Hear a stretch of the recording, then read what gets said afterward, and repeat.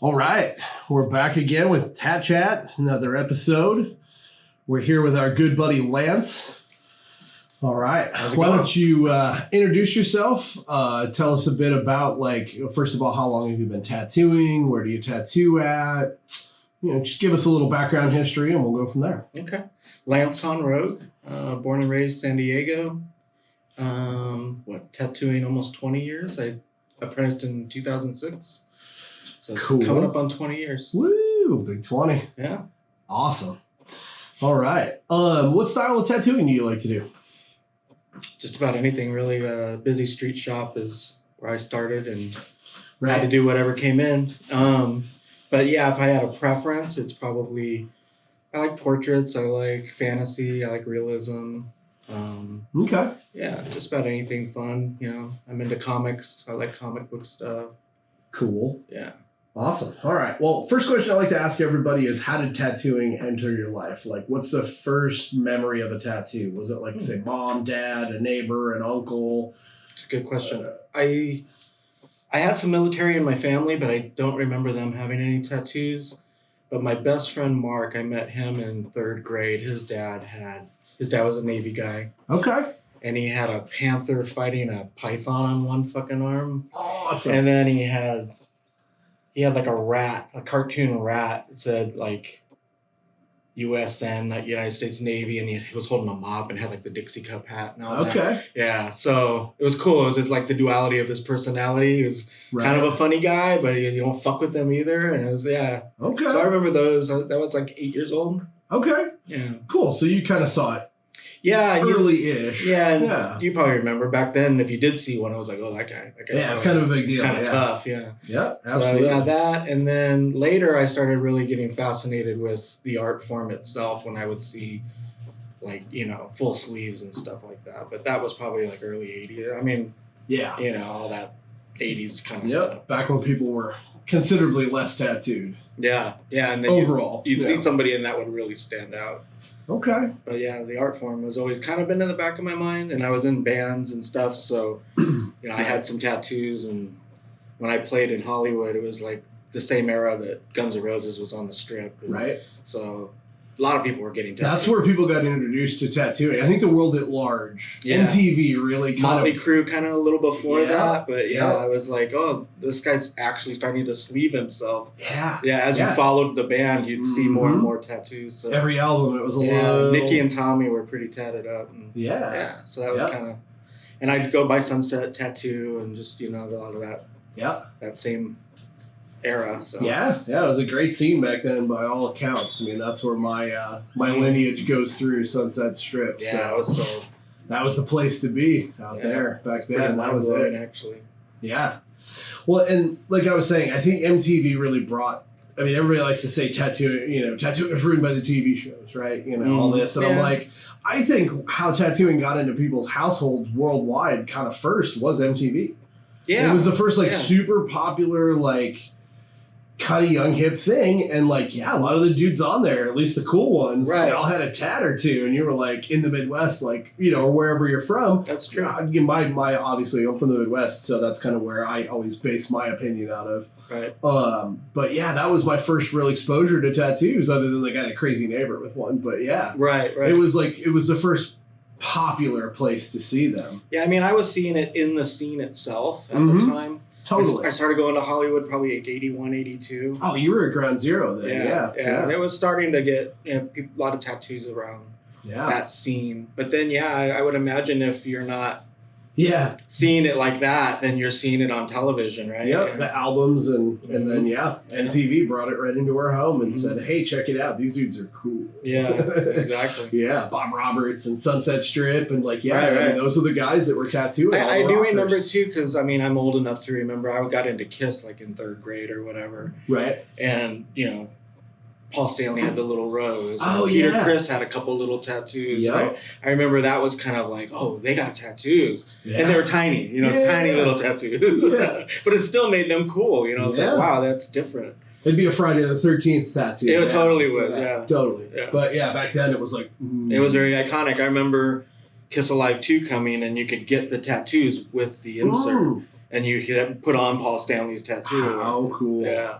good gimmicks, man. KSL is always the best with that. Right. People don't give them enough credit. I don't feel like they get enough credit for how merchandising, yeah, both. Yeah, as a brand, they were Yeah, I mean, there they are. Mm-hmm. Yeah, absolutely. Cool. So early on, ground zero, freaking cool. Yeah. So apprenticeship, I know you did one.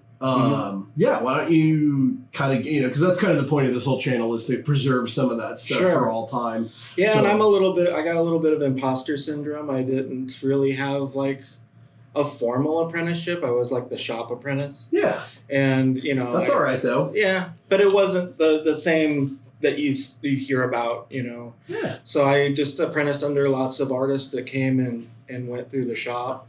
There were a few mainstays that were there for several years with me. Okay. But yeah, I already was an artist, so I came into tattooing late. That's why I'm not really sleeved up and stuff. I started out in animation and worked my way through video games, and I was an art director in video games. Yep. And so when I ended up, I met Art, the owner of my shop, Art Aguirre from Church of Steel. Okay. I met him in 85, 86, something like that. And we worked together in aerospace. We were in machine shop together. And he was fully sleeved and he was heavily tattooed. Right. And we became fast friends. And he was always telling me, I'll let you practice on my legs, bro. Just get you a machine, man. I'll let you practice. I was too kind of scared and a little timid about it. Rightly so. It was so permanent. But he always would nudge me once in a while. You should tattoo, bro. You should tattoo. Right. Because he loved my art. We would always make T-shirts together and all kinds of cool stuff. So he's a piercer, but he eventually opened a tattoo shop and he did the piercing. And I did help him with his logo and his business cards and stuff. Right. And then eventually I did some work for Tattoo Johnny. Yep. And they approached me through email wanting to do Flash. So I did like 5 sheets of Flash for him. That's awesome. And yeah, it was fun. And then through that, someone saw the Flash and some shop in San Diego, he called me up and was like, you want to get an apprenticeship with me? I like your Flash. Okay. And I didn't know what an apprenticeship was going to entail. Right. So I called my buddy Art. And he's like, what the fuck are you going to go to my competition for? You should come here. I didn't know it was an option. He goes, motherfucker, I've been telling you to tattoo forever. Right. And so he had just gotten ready to move his shop because they were tearing down his block. Okay. And so I helped him build and open the shop on 8th and Broadway downtown. That's awesome. Yeah. So from, tiles to drop ceiling, everything, we just gutted the place. Hell yeah. So that was cool. We opened in, I think it was actually 4th of July weekend, 2006. So Here we are just after 4th of July. So it's been exactly, 19 years. Okay. Yeah. How weird. That's awesome. And so I apprenticed and, he told me, I'm a piercer, so you're just going to absorb what the artists are doing. Right. So my deal would be I came in every day. I emptied all the trash as I swept and I mopped the whole shop. Mm-hmm. I cleaned the toilet, and I made sure everything was ready to go. Everything was as it should be for the day. Yep. And then there was always a line outside. So you talk about the TV shows. Mm-hmm. At that point, the TV shows were just making us tons of money. Oh, yeah. Because everyone wanted to get tattooed at that point. Yeah. Yep. So sometimes we'd have a line of people waiting outside. I'd get them in the lobby and I would talk to them. And I was decent as an artist, so I would draw a lot. I would, while they would tattoo, I would draw the next tattoo for them. That's so cool. I'd go out to the lobby and I'd talk to people and I'd get their design ready and then I'd hand it off and the artist would tip me out. I'd set up. Yeah, what an advantage, Yeah, it was fun. Having a real artist that had experience in animation. Yeah, and it got me good at I'm going to draw like a dragon. I'm going to draw this. I'm going to draw that. So by the time I was actually tattooing, it was styles I wasn't quite acquainted with, I was getting better at. The style of tattoo as an art form is totally different than any other kind of art. Yeah. Yeah. And I didn't do a lot of old school stuff. I mean, that was pretty readily available already for everyone. But if someone came in with some kind of crazy design, it was oh, Lance, draw this for me. Well, and the TV shows really promoted that kind of stuff. Yeah. More custom style work. Yeah, yeah. And I was, there was some freehand stuff going on in our shop, but I learned how to follow anatomy and, it's like, well, the placement, it's between his other tattoos and how are you going to approach that? So that was cool. I did a lot of that. Like I said, I would set up and I would tear down for everybody. And then I would just sit and watch tattooing and ask questions as much as I could without interfering with the work. You know? Right, of course. Yeah. Well, I feel like maybe the way you got it done was maybe better of an apprenticeship anyways, because like it depends on who apprentices you, but sometimes you take on a lot of their, you do, yeah, you know, bad as much as you can. They're good. Right. When you have a diverse group of people to pull from, you can get more information. You can kind of like bullshit test it a lot faster too. That's true. You know? I mean, I would pick and choose how I liked certain artists, their approach to certain things. Yeah. And then once you start doing it yourself, you find out this does work better than that. Or okay, okay. Yeah, exactly. When so only one person's in your ear the whole time, you're basically being indoctrinated. Right. Hopefully well. And hopefully they're, you know, really but you don't know. Right. That's why you're an apprentice, right? So yeah, I feel like sometimes like people, you know, oh, you're a shop apprentice, you know, but like that's not necessarily a bad thing. I think it can be a good thing. It can give you a leg up. I think for a little while toward the end of my apprenticeship, I gravitated towards two people for sure. And those were the guys that would kind of push me out of my comfort zone too. Because I got kind of like, I was doing little pieces, I was doing kanjis and I was doing little shit. And then, I would eventually be like, I remember the first real big like deal was someone came in and they wanted some shit right around their collarbones. And I was like, hey, you should take that. I've never done that. That you can do it. And I'm like, nah, I don't think. Fucker, you can do it. I've watched you. You can do it. Go do it. And, you know, I'll be right here if you get stuck and, you know, just fucking do it. And so I remember a couple of those moments where I was pushed past the comfort zone. Right. Fucking sweating bullets, no AC, middle of summer.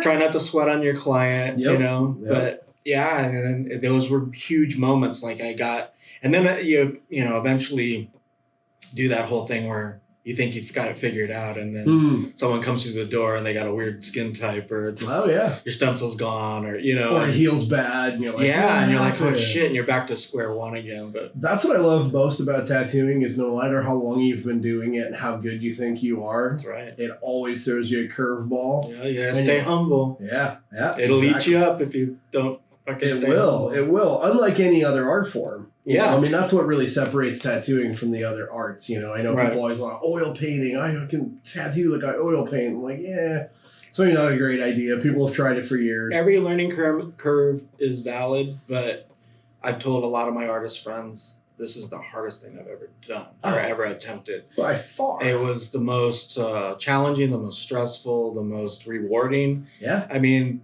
like I've told you, I think a couple of times I've had people I've tattooed that, you know, they've had children that died, and this was a memorial tattoo, and they're telling me their story, and I'm basically tattooing through tears, listening to their story. And it's like, you touch people's lives. It's actually a bond. Like I remember telling my buddy Art once, it's the weirdest thing at the end of the day, how like drained of energy you can be. Oh yeah. Because you're making physical contact. You're hurting them and then healing them at the same time. Yep. And you're communicating in a way that, like, I've walked away with huge friendships with my clients, you know, because we bonded. It's like you went through something together. Absolutely. And it's that whole like rite of passage that you know other cultures use. That it used to be, absolutely. Yeah. It can be. It can be. It can be real stupid and goofy as well, but those moments are amazing. So yeah, absolutely. You leave a mark on someone's soul. It's not just their skin. Yeah, absolutely. Very true. Which is why I'm always sad when I ask someone, "Oh, that's cool. Who did that tattoo?" And they're like, "Oh, I don't remember." And There's a lot of that. I'm like, "Oh man," I'm like, "They failed." And I have to admit, that's my thing. I'm bad with names. I'm good with faces. Yeah. But I also, I gotta admit, there's times when I'm looking at the tattoo the whole time. It's a crazy, chaotic day or whatever. Someone will come back through the door months later, and I'm like, what did I tattoo on you? And then they show me, and then suddenly I remember the whole day. Of course, yeah. But it's the tattoo that'll bring me back. That's what you stare at the whole time if you're doing your job, right? Yeah, right. No, absolutely. Yeah, that's where your focus is supposed to be, is on the tattoo. Right, that's true. Yeah, you see their face for a few minutes before, a few minutes afterwards, but what sticks with you is the hour or however long it takes to do the tattoo. Yeah. Right, especially if, you know, it was your first time ever meeting the person. Exactly. For sure, but like, they should never forget you. Well, is my point. Like, if you're doing your job right, It should you be should leave a meaningful. lasting impression of who I am. Yeah. You know, where am I funny? Am I serious? You know, but it doesn't have to be, you know, it's just you. It should be authentically you, or it should be a really fun character you make up and you play when you're here at the shop on air quotes on stage, right? Or you also have clients that'll come through and they're terrified. It's their first tattoo, or even if it isn't their first tattoo, they get that nerve thing. I mean, everyone gets it, I think. Yeah, every time. Every time. And so, you know, you got to calm them down a little. Or I've had people, I remember I was working on a huge side piece on a girl, and the whole time I was just helping her focus on her third eye and her breathing. And, you know, and it was like afterwards she was thanking me so much. I'm like, that's okay. It's part of the job, you know? Because really it's, you know, if I can't get you through it comfortably, I can't do a good tattoo either. So what are we even doing here? So, yeah, absolutely. Yeah, there's a lot of facets to being a tattooer that I don't think people understand when they jump in. All like, oh, I can draw. Right. It's like, can you? Like, because your mom thinks your drawings are good. Yeah, exactly. Okay, whatever. And drawing on skin, it's a totally different thing. Yeah, the medium of tattooing is and learning how to, like, you know, roll with the punches too. Like sometimes you have to think on your feet. You're losing your stencil, or you know, So they twitch a lot. How do I deal with that? Or it's in a spot where they have to breathe, like on the ribs, and you know, how do I deal with the up and the down? Right. But the whole losing the stencil thing, and I know I've said it a couple of times now, but that was a thing too. Like if you don't know how to draw. And you're relying only on that stencil. It's like that's where the art skills are going to kick in. Like, can I copy it from the thing? Can I? You know, it's all those years of drawing. Well, that's where like the Cliff Ravens and the Ed Hardys, I felt like had such an advantage over everybody they were tattooing against or with, or you know, I mean, whatever, however you want to pit it. You know, we're all kind of like frenemies. You know, like to a certain extent. You know, you're not directly, it's a healthy competition. Yeah, you're not directly like, oh, I hope they die and their hand falls off. But you know, like when somebody's better than you, you're like, fuck, I want to be that. You know, like whatever. But those guys were designing their shit. But that's it. Yeah, those guys had art degrees. And everybody else was just tattooing off acetates and shit. Like what you said, losing a stencil, man, you look at one of those wrong and they're gone. And you're like, so people would always, you know, these young kids look at old tattoos and go, oh, it's a little wonky. And I'm like, you have no idea, bro. Like, if you had to tattoo the way they did, yours would not look much better, if at all. Right. You know? And the equipment was so... Oh, it's advanced so much. Yeah, it was caveman tools back then compared. Yeah, I mean, just the stencil process alone. Graphite on skin, don't wipe it, don't look at it.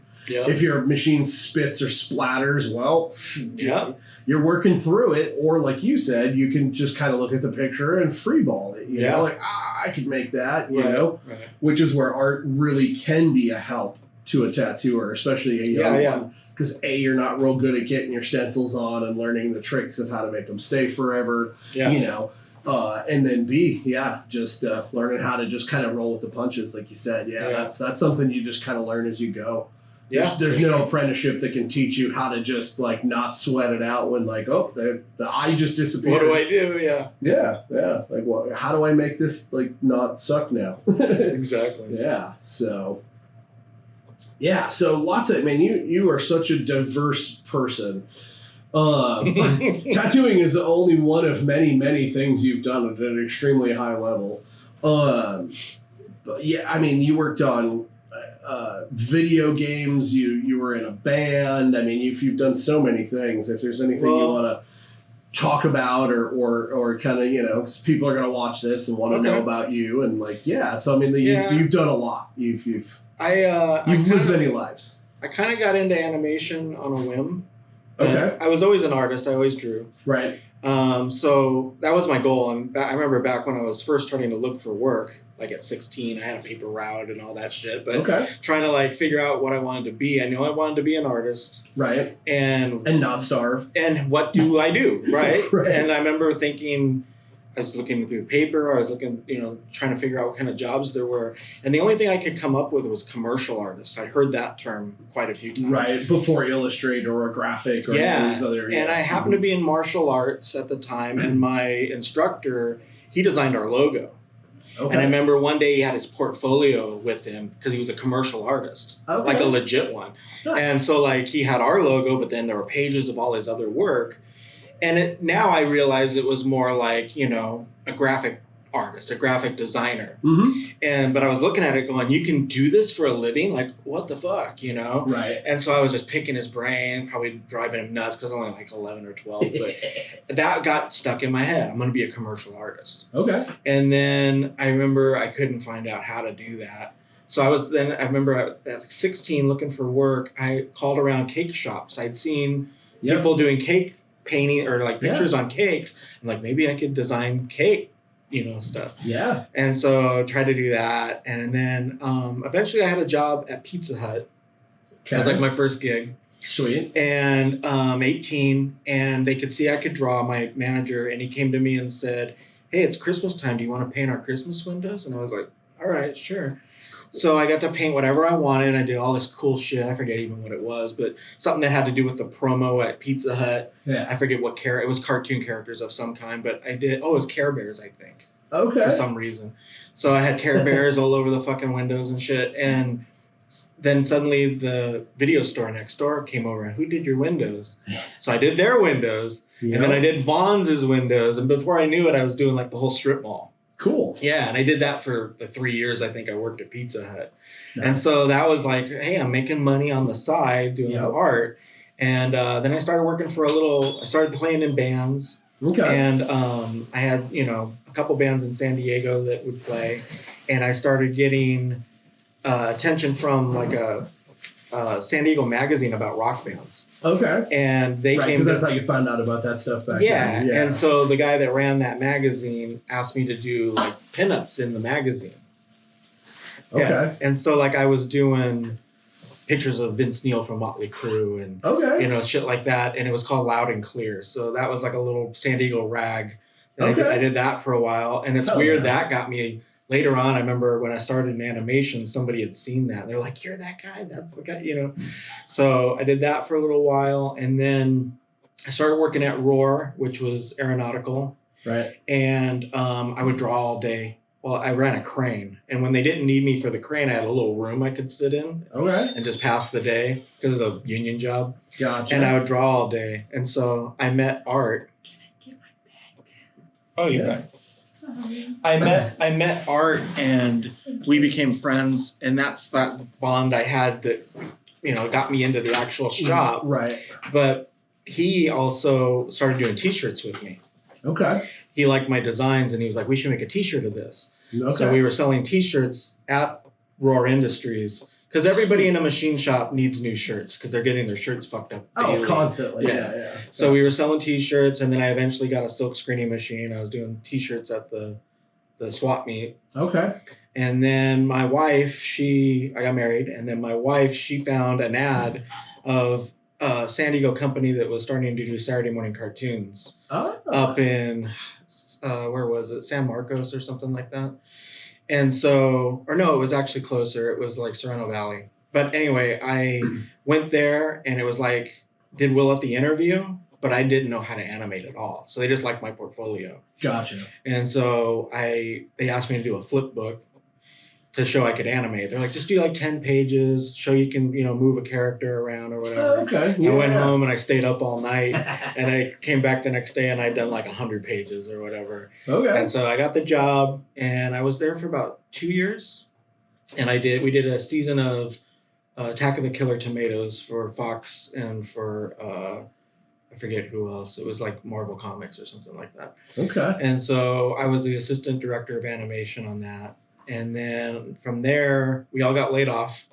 They really couldn't stay in business. They couldn't compete with the Asia market of animation. Oh, yeah. But we ended up gravitating into video games because video games were just starting to take off. Huge, right? Yeah. So that was like 91, 92. Oh, yeah. And so I was doing like Sega Genesis, Super Nintendo, right, all that kind of stuff. So yeah, I became an art director doing video games. I did that for about 10 years. And, you know, each platform as it would come out, you'd learn the new platform. Mm-hmm. So eventually it turned into like the Sony PlayStation, that kind of thing. Right. Games on discs instead of cartridge. Yeah. More modern. Yeah, more modern, more bigger crews to make a video game. Yep. And more I'd be money, like, yeah. Yep. And I'd be like an art director for like a team of 50 artists or, you know. That's crazy. Yeah. And so the last company I was working for was Angel Studios. and they became Rockstar West. Oh, okay. Yeah, because Rockstar East did Grand Theft Auto. Yep. And they bought us, and I left right around the time they bought us. But then my buddy Darren, who, you know, the book over there, he's the art director for Red Dead Revolver and Red Dead Redemption. Okay. Yeah. So, yeah, it was cool. And then, but I got burnt out on games. I had a son, he was little. Okay. And they were long, long hours working in games. Yeah. So I ended up going off and I did collector pins for a while. Yeah. So I did about 300, 400 collector pins for Kiss. And, yeah, you were telling me about that. Yeah, that's crazy. Yeah. So, yeah, it was always art related. Crazy, like, seeing their, like, stuff way back in the day of being inspired by it. And yeah, I got to do the job. Yeah. I used to be told I shouldn't be drawing Kiss in school. I should be doing my homework, and I ended up working for Kiss. But so the pin thing got me through my apprenticeship. Okay. Because the whole time I was apprenticing, you're not making any money. I was at the shop I was getting tipped out a little bit. Yeah, but it's not enough to pay your bills in Southern California. So like you said, you're a kid, and for that year and a half, 2 years of my apprenticeship, I was just paying the bills with collector pins and cool. Yeah, I did some toy designs and shit like that for a while. Nice. So yeah, I did some animation. I did comic books along the way. Me and my buddies would do a lot of comic work. Right. And Yeah, I mean, comics are kind of like always the underlier. I think anybody that's like an artist that's into pop culture stuff, it's it always goes back to a comic or you know, a series, or you just love Stan Lee, or you. Well, like you said, pop culture. Me and my buddy Mark, since we were third grade, it was Mad Magazine. Mad was huge. Looking at those artists, and you know, like I said, Kiss was a huge influence. They were very visual. Oh yeah, I want to draw them all the time. I drew Metallica stuff. I always loved Pusshead. Oh, right. That was my guy. That was my awesome. era. Oh, my God, dude. I love those skulls. I couldn't draw them for shit when I was a kid. Yeah, and that made him huge because of Metallica. Yeah, ginormous. But Batman, Spider-Man. I mean, I was into Thor. I was into all those comics. So right. Yeah. The first time they were cool. Yeah, the first time. Before they came back and took over the world like they are now. And then later when me and my buddies were doing like animation, we'd go to the comic store for lunch every day. Okay. And while we were at the comic store, new comics were coming out that were like independent books, like The Crow. Yeah, the graphic novel. Yeah, all the graphic novels. Frank Miller. Yeah. Oh, man. And so we were like, let's do this. Let's make comics. Back then it was color covers and black and white interiors because it was cheap. Yep. And so we were doing that. And, you know, that's what got me started doing comic books. And that's a whole other art form too, just telling a sequential story, you know. Right. I feel like somebody I heard in an interview the other day was like, I'm really not good at dialogue, so I'm going to do a comic. Because I mean, it's got dialogue, but like he's like, I'm not good at forming sentences and like proper kind of like writing structure. So he's like, I'd rather just take my story and turn it into a comic because it's kind of easier because the visual tells as much as the the beauty. The words, right? The beauty of a comic is you could do it without words. Yeah, you could do it. Two people just sitting across a table having nothing but a conversation, and it can still be a comic book. Yeah, the thing I like about it is, other than any other art form, it's almost like making a movie. You control everything about it. The concept, the backgrounds, the characters, the dynamics, everything about it. It's like being a director. You're like storyboarding your own film. Yep. And so for me, it was good because I just was very into storytelling and intellectual property. So like all my ideas, I make a comic of them first, and then I'll pitch them I've pitched TV shows, I've pitched, different things. I've written movie scripts and stuff like that. Right. So yeah, it's a beautiful art form for that. Hell yeah. Yeah. Well, it's just cool what you've been able to do with art. Like, you started here, and then that turned into this, and then this kind of zigged and zagged, and you know. But ever since the tattooing started, it's been kind of my touchstone. Like it's the thing that's still, I'll go back to that, and I'll stay, involved in it, and like even when I first started here at Captain, it was kind of like I was working another gig and doing this kind of more part-time, but but it's your foundation. It is, and it feeds a lot of those same things for me. Well, what's fun about tattooing is you have the time usually to do the other things. You know, you can still paint or draw or, you know, make comics or animate, or like we got a guy here that writes books on his free time. Right. You know, he's telling a whole story, and, you know, Right. It's cool because it does afford you some free time. Well, and that's the thing I've liked about every art job, and especially in this field, is interacting with other artists. It's my favorite thing to do. I got really sick of the corporate world because I worked. Gaming can be very corporate. I eventually worked for GTE and did video games for them, and then they got bought by Verizon. So I was doing Verizon's websites for a while. Okay. And it's like, the corporate thing, it's meetings, it's, you know, somebody trying to justify their position. It's bullshit. Yeah. And, you know, there are suit and ties, and not to put that down, but... No, but creatives and them never really mix well. Yeah. They always ruin good things. Like your favorite TV show gets a season, and you're like, it's awesome. And they're like, we don't like it because we can't control it, and the people making it won't listen to us. Or they're not creators themselves, and they want to put their stamp on something. They want a piece of it, so they're pushing for it to go in a direction it shouldn't go. Oh, I wrote a little thing. I changed what you wrote. Like, oh, God, don't do it. Like, they always, But I love that about, you know, every day I come to work, and it's kind of on my own terms. You know, the person that comes through the door, that's my boss right now. Yeah. I make that person happy. I go home happy, you know. Well, and they're more willing to work with you than like people in the corporate world. People in the corporate world, they've already climbed that ladder. They toothed and clawed their way there, and they just want it their way. Right. You know, client comes in and they're like, well, hey, you're the artist. What do you think? And like, that's so much fun. Like that collaboration that happens between you and your client. Yeah. Or when you get a real fun project to work on, and you're working towards a goal with somebody, you know, designing someone's sleeves, or, you know, it can be such a really cool, like I said, a bonding experience. It's I've still got very close relationships with some of the people I've tattooed for a long time. And my son, like, that was the coolest thing, is getting to tattoo my kid. He's fully sleeved and his back's completely covered, and, you know, he ran me through my paces quite a few times. Like, I want this. Can you do this? I'm like, I don't know. Let me try. Figure this out.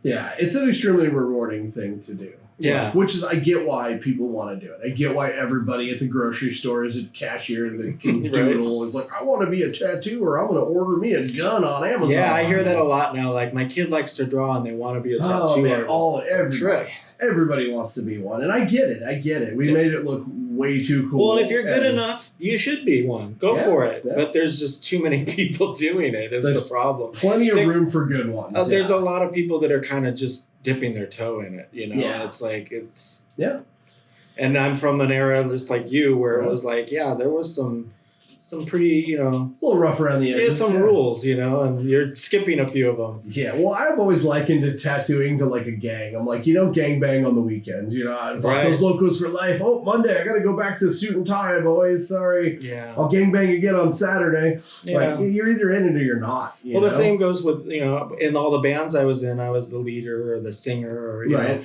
me and one other guy kind of doing everything, you know? And in that kind of a thing, it's like you're driven, and you're, you know, and sometimes it's, I don't know, you end up, you take it more serious than some of the other people around you. For sure. Well, you have to. If you want to succeed and want to be good and want to put out something you can be proud of. Yeah, you have to work hard. You have to be driven. Yeah. It doesn't just happen. Even with natural talent, it doesn't just happen. You still have to show up every day and put in the work. Right. And it's that whole thing, too, of getting your ass in the chair in front of the drawing table and drawing. Like, a lot of people are like, I can't draw. And it's like, no, you just haven't put in the work, you know? Well, that's it, yeah. Anyone could really do it if they try. I think so, yeah. Yeah, I believe so. Yeah, absolutely. I've actually seen it, because there's been a couple art schools I went to. I used to go to Watts art classes down in Encinitas, and people would come through the door that could not draw at all. Yeah. And, you know, they do a few semesters there and did the steady work and really put in the time. Yeah. They might not be like able to create something completely out of their mind or whatever, out of their head, but they can draw a model mind blowing. Yeah, they have fundamentals. Yeah. You can learn to draw. Yeah, absolutely. Yeah, sure. It's like anything else. You got to do those 10,000 hours or. Yeah, that's the start. You got to start there. Yeah. So for me, it was like I had a babysitter that used to like draw the lamp, draw that chair, you know, to keep me busy. Yeah. Because I was a little ADHD. And I thank her now, because that probably, it spurred my love for art and made me practice from such a really young age. Yep. And then I would kind of self-soothe that way. Like if I ever was emotionally feeling like I needed to just get away from people or whatever, it was always go draw, you know. I just always would draw. Yeah. Yeah. Hell yeah. Yeah, I've always joked around when people come in, oh, I couldn't even draw a stick figure. I'm like, well, how many times have you tried? Because I drew like 100,000 stick figures. Exactly. Like, that's how I got here. It's nothing. I don't have a special, there's no gene, there's no little thing in my brain that works any differently than yours. Right. Well, you've shared with me, you're very creative as a person, and like even writing wise and stuff. And I think in the terms of like finding your own passion about something, that you just put in those 10,000 hours when you don't even realize you're doing it. Right. Well, because if you love what you do, that part, you still work every day of your life. Don't let anyone fucking. Well, that's true. Don't let anyone fool you with that bullshit. You work it's five times harder. It's almost a curse sometimes. I've told people, because it's like you get burnt out on the thing you love, and it's not bringing you joy anymore. Yeah, and that you can go through kind of ruts. Ask any chef. Yeah, that's the last thing they want to do is go home and cook dinner for their wife or their girlfriend or their boyfriend or whatever the fuck. Ask any porn star, dude. They don't want to fuck. Like, it's serious. Like, people don't think of it that way. They're like, oh, that's a dream job. Yeah. It's, you know, like... Or even like film. It's like if you're writing movie scripts and stuff, then you can't really watch a movie anymore without dissecting it. Absolutely. You know? Yeah. No, it does ruin it a little bit. It sours it. Well, it lets you behind the curtain. It's like the whole, like, knowing how the magic trick is being done. The sausage. Knowing how the sausage is made, yes. Yeah. Do you still want to eat it? Speaking of porn. Yeah, right. Hey-o. I mean, and that is a real thing. I mean, I feel like artists today more than ever are facing a lot of burnout and a lot of, like, they hit walls and they're not really, you know, and you know, I mean, that's where AI and all these other things come in and people are like, oh, you know, I'm using this and using that. You know, and I saw a thing from MIT the other day that says, like, ChatGPT is ruining people's brains, like, quite literally, like, they're losing connections. Oh, because they're using it for everything? Yeah, and I don't know that I think their study is a little skewed, like, the information. I feel like they needed a bigger test pool and a completely, you know, it's like when they say, oh, he ate red meat, so he got cancer and died. It's like, well, did he smoke 100 packs of cigarettes? Because you didn't put that in. Yeah, there's a lot of other factors. Yeah. So I think they're a little off on that, but I do feel like it is kind of changing things. Well, so do phones and devices. Everything that's been introduced into our culture has changed it for the better or the worse, or both simultaneously. Both. Right. So I find that the same with having an iPad. It makes things so much easier, but there's something to be said for being able to draw. I used to draw. So this is a weird tangent, but I used to draw everything with ballpoint pen. Okay. I don't know why, but I fell in love with ballpoint pen. I could get real soft with it, or I could get real dark with it. And so I was doing like full-on huge pieces of just ballpoint pen. What I didn't realize was the beauty in that is I wasn't able to erase anything. Yeah, no. But I would just kind of go for it. Mm-hmm. And later, that becomes something that you can use because you don't have the safety net of like erasing or undo, Control Z, You can't double tap it with your fingers and make it go away. Yeah, absolutely. And that, so with all the technology advancing, same with music, you can fix a shitty vocal so easily now. Oh, yeah. Pro Tools and Auto Tunes and all that. Yeah. It's so different now. Yeah. I feel like the burnout thing comes from the fact that we're just so connected to everything. Like tattoo art, you used to have to wait. Magazine would show up. You'd go to your local place to get a magazine. You'd buy it. You'd be like, oh my God, this is amazing. Look at all these cool tattoos. 2 seconds after or even as the tattoo's being done, you're watching it now. Right. So I feel like creativity is kind of like getting more difficult for people to find, like, overall, not necessarily. There's still pockets. There's still people who are extremely creative, still doing their own things. But I feel like people are kind of burning out because they've kind of seen it all.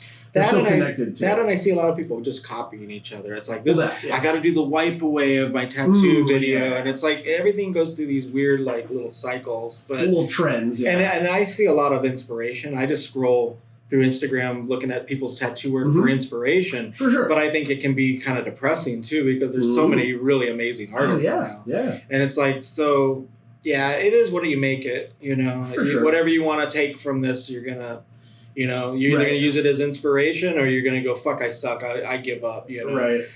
So. I just think, like, Just in our be you. era. Just when be we you. started, authenticity is huge these days. Yeah, I feel like that's what's really lacking because you said people see, oh, you got to do the wipe like this, so everyone starts doing it, or you've got to do the video where everybody, what's a green light, what's a red light, what's a red flag for everybody's kind of copying all this content and this trend stuff instead of just being themselves. Yeah, Whether that's goofy or an asshole or really creative and weird and eccentric or whatever.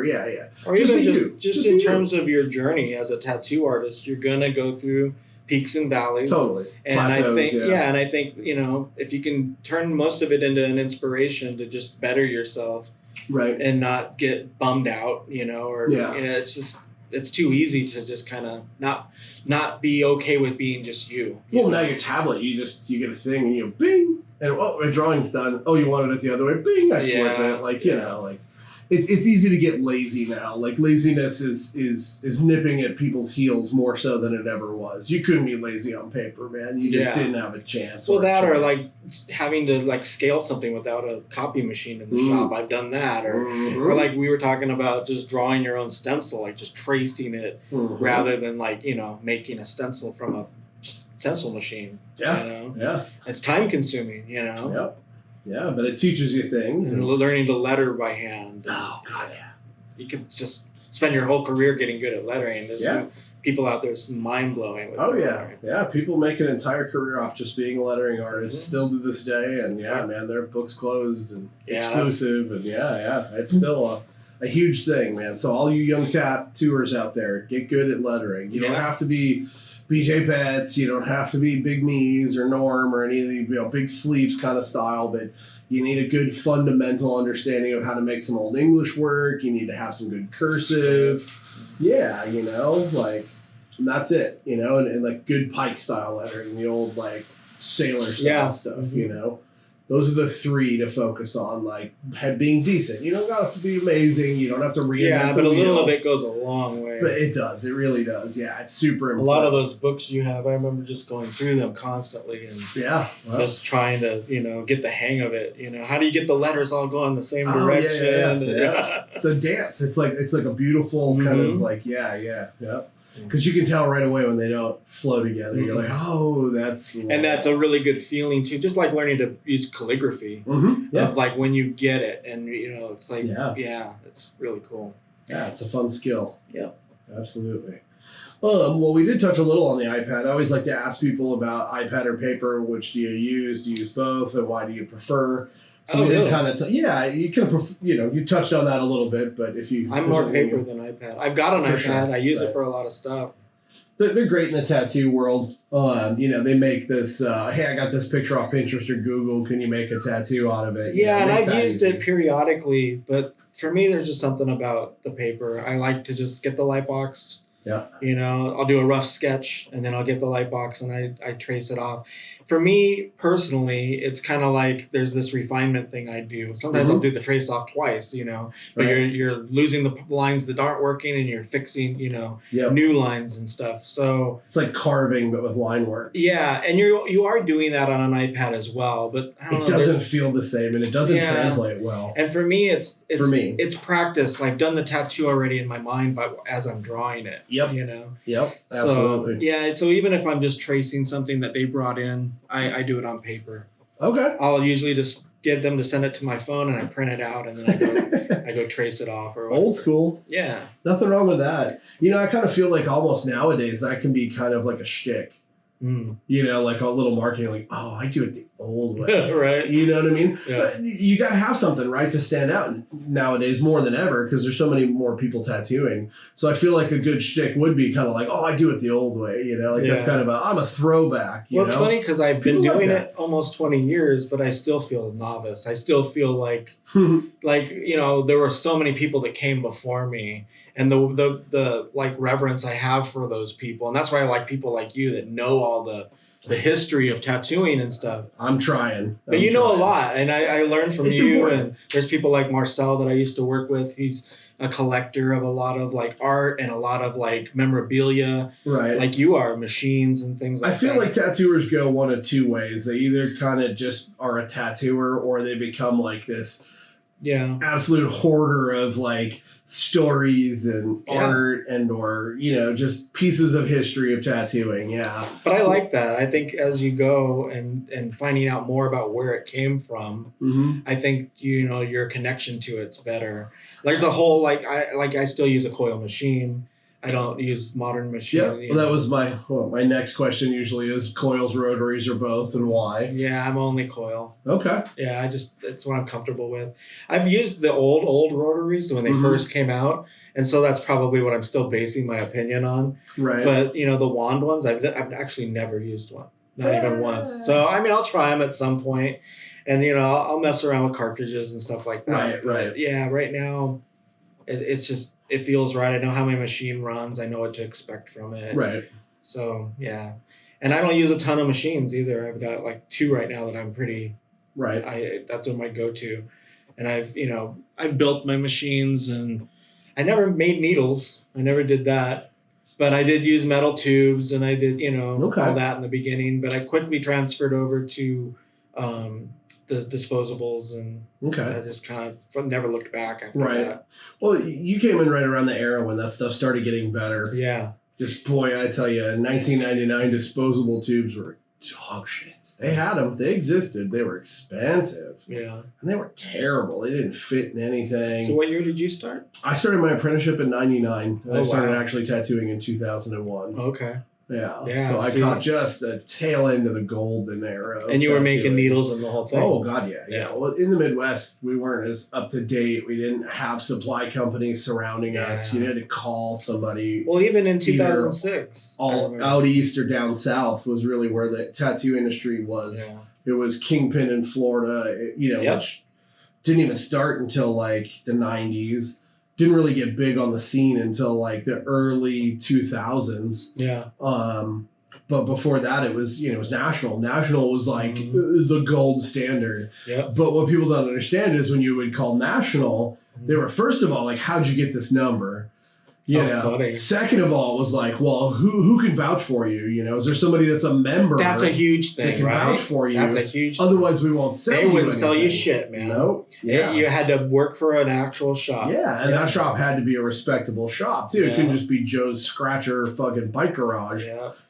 But I fondly remember the days of like, hey man, I'm doing an order. What do you need? Right? Yeah, and like everyone in the shop was like, who are you ordering from? And breaking out the books and looking for what we needed and shit. But yeah, it's like, do you have an account? I don't have an account with them. It was like a big deal. It was. And I remember the first time I was in OB in San Diego, and I went into the Black. You've ever been there? No. It's like a head shop, but it's huge and lots of cool blacklight posters and shit. But in the back, they were selling a tattoo machine, and they had tattoo inks. I was like, what the fuck? Yeah, I mean, it was like crazy. Yeah. And then I remember a few years later, I went into Blick. I think I told you. That's the first time I went into Blick and saw tattoo supplies being sold, like inks and stuff. I'm like, what's going on? Right. And now Amazon, you can order a whole kit from Walmart.com. You can get everything. It's crazy. Yeah, Walmart. But that shit just didn't fly back then. No, God no. Especially like the tail end. I mean, I caught the tail end of it. In the Midwest, like I said, it was just different. It was decade and a half behind or more. Yeah.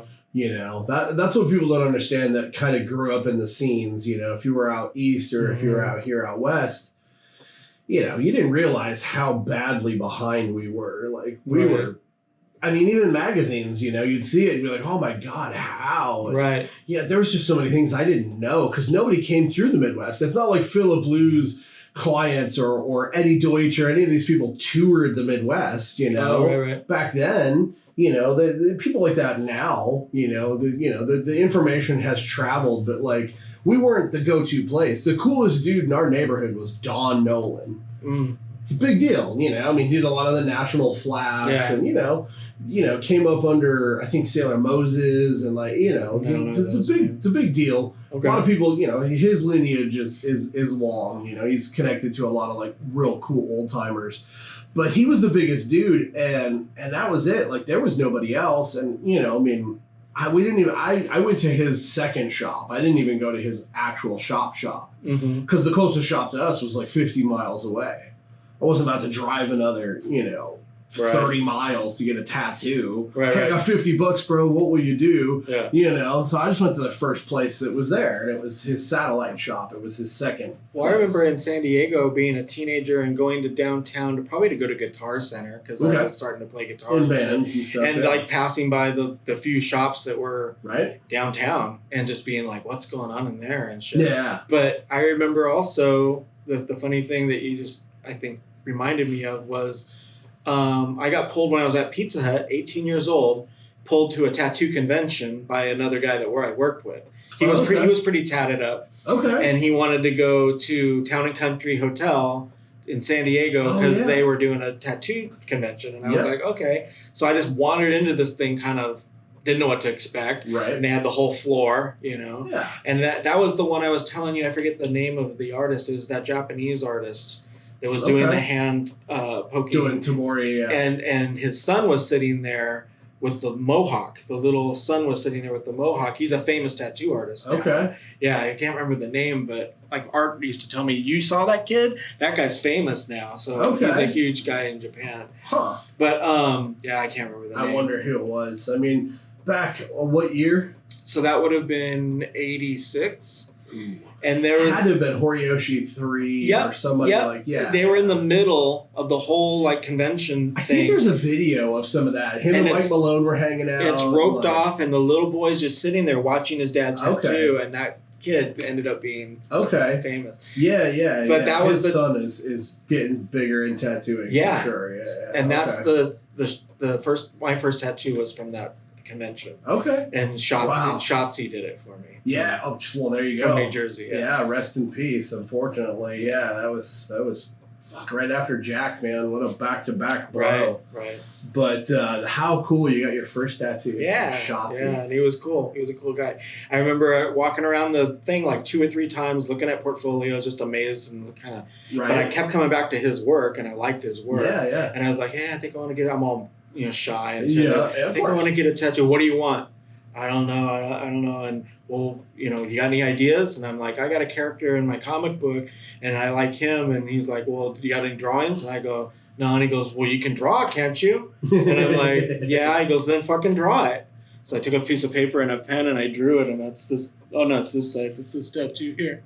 So that was Shotzi, and it's like a self-portrait because my character in my comic book was based on me. Right. Yeah.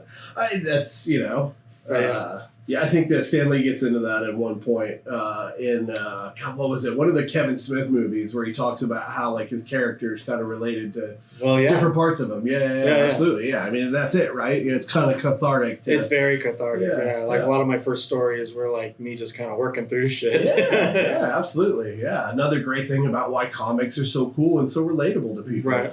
And storytelling in general. Yeah, absolutely. Shotzi, man, that's cool. What a cool convention. I think I know which one you're talking about. I think there's actually a video of Mike Malone hanging out with Horiyoshi, because that was like when Horiyoshi first started traveling and bringing Tabori tattoos around. Okay. That was about the time when he went to Europe for the first time and when he came to America, and like, that's a ginormous deal. Like, that's so crazy. Yeah, it must have been 86, because that's when I was at Pizza Hut. Okay. And I think I left Pizza Hut and went to Roar around 87. So it was probably about 87. Okay. Yeah. That's about the time frame when that was all kind of happening. Yeah. That was a huge explosion in tattooing from that. Yeah. Even when I met Art later and we would talk about it, he's like, I was at that shit. I was at that convention. Right. It's like, we just passed each other and didn't know. Yeah. Later we would become friends. But yeah. It's weird the way the world works. Draws an interesting community of like-minded people, or used to, especially back then, because it was so much smaller. Yeah. And I think I had done. No, I hadn't. I hadn't done a Comic-Con yet, because I used to go to Comic-Con when it was tiny. It was very small. Okay. But so that was probably one of the first conventions in general I'd ever even been to. Okay. Yeah, I just kind of just wandered in on accident. That's back when they used to do the real. Those were real tattoo shows back then, man. They were something else back then. Yeah, the sights and the smells. There was only so many of them. I mean, that was back when, like, if you missed out on that show, it was like, well, wait until next year until they come back around. There isn't. Yeah, there's not a million of them. No, I mean, I don't remember when Inkslinger's Ball started. I know it was in the 90s. I know it ran through a portion of the 90s. How much of it, I don't know exactly. but I know that was the show. Like that for a while was like the premier West Coast American show. Okay. Like, yeah, if you didn't go to Ink Slinger's Ball, like, you didn't even really go to I the don't show. even know what this one was called. I'd have to find out. Yeah. But yeah, that whole thing, too, of like... It might have been a national show. Okay. It might have been a National Tattoo Association show, because they were one of the bigger promoters in the beginning. Mm-hmm. Yeah, Old Man Yuriku and a few other dudes through, like, the first kind of little, I mean, obviously Jerry had the first air quotes one, where Kate, Malone, and Ed, and then... why am I drawing a blank? Anyways, the Japanese dude came over, the one that took Ed over to Japan and introduced him and got him on that whole thing. But they had a little get together in like 73, but it wasn't really a convention. Oh, okay. It was just a bunch of tattooers getting together that were all kind of like-minded and wanted to like just. So it really hadn't been a thing until that point? No, 73, well, I think it was 73, 72 or 73. They got together and did a little thing out at Jerry's place, and they all exchanged tattoos and kind of learned from each other a little bit. Kazuguri, that's the guy. Yeah, he's still alive. You can still get artwork from him. I don't think he tattoos anymore, but he's still pretty prolific in art. It's affordable too. I think it's like $500 for a piece from him. Like, amazing. Everyone should definitely check him out. Looking back, I still think to myself, like, I remember it's kind of dreamlike now at this point, but I kind of remember the experience. The one thing that stands out is the Men in Speed Stick. The smell of the Men in Speed Stick. Yeah. And just the whole, like... Yeah, they didn't have stencil gel then, kids. They were still just using Speed Stick. Just the whole thing of, like, the machine was very loud. I remember they were noisy back then. Because they had that nickel liner... nickel shader. Yeah, they kind of rang. So they were all kind of like nickel plated. Mm-hmm. They were all real tinny, real me. But I think I was just too terrified to really have much of a conversation with the guy. I just kind of sat there and dealt with the whole experience. How cool though! Like getting your first tattoo from Shotzi. Like I know a guy, buddy. We did an interview with him. He got Ron Earhart. This amazing bio guy. He's like not the inventor, but he was like the next gen that kind of and he's like, I got my first tattoo from him, and I'm like, how cool, just to be around the scene, like, you know what I mean, like that was the thing that was different here than other places. Like, you guys could just accidentally stumble into one of the shops and get tattooed by a legend. Well, like Art, the owner of Church of Steel, was Doc Webb did his first tattoo. Right? Yeah, exactly. Like, holy what? Like, who? Like, wow. Yeah. Like, But there were quite a few people that were pretty big. That was as cool as getting a Jerry or an old Lyle or, like that's a huge deal to get tattooed by somebody like that, And you guys just kind of had access to it. Yeah, it was unbeknownst to me. Yeah. And now everybody's like, oh my God. It's like all the people got tattooed at the Pike, The Pike was just right there. It was one of the only places you could get tattooed. Yeah. Because shops hadn't proliferated the entire California. Well, like when I first started apprenticing, there was like 5 shops in downtown San Diego. It was like Church of Steel. It was Masters, Tiger Jimmy's. I think Lucky's. Okay. And there was maybe like 1 or 2 other ones. Well, Superfly. There's like just a few.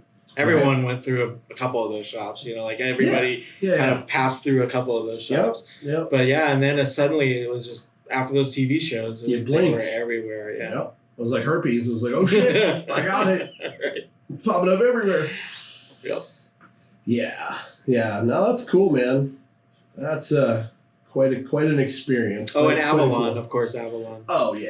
Avalon, there's a guy that works there, Mike Stobie. He and I went to high school together. It was weird that we kind of both went in different paths and ended up tattooing. So it's kind of funny. I went to school with a kid, and years later, I found out he was a tattooer. Oh, as well. Yeah, we used to be the dudes drawing Metallica skulls on our notebooks in 7th grade, and he moved schools, and we skated off and on. Occasionally, we'd run into each other. But then I left to Hawaii, and I came back, and I was in my hometown, and I'm like, "There's a tattoo shop." Like, oh God, who opened this? And what's this about?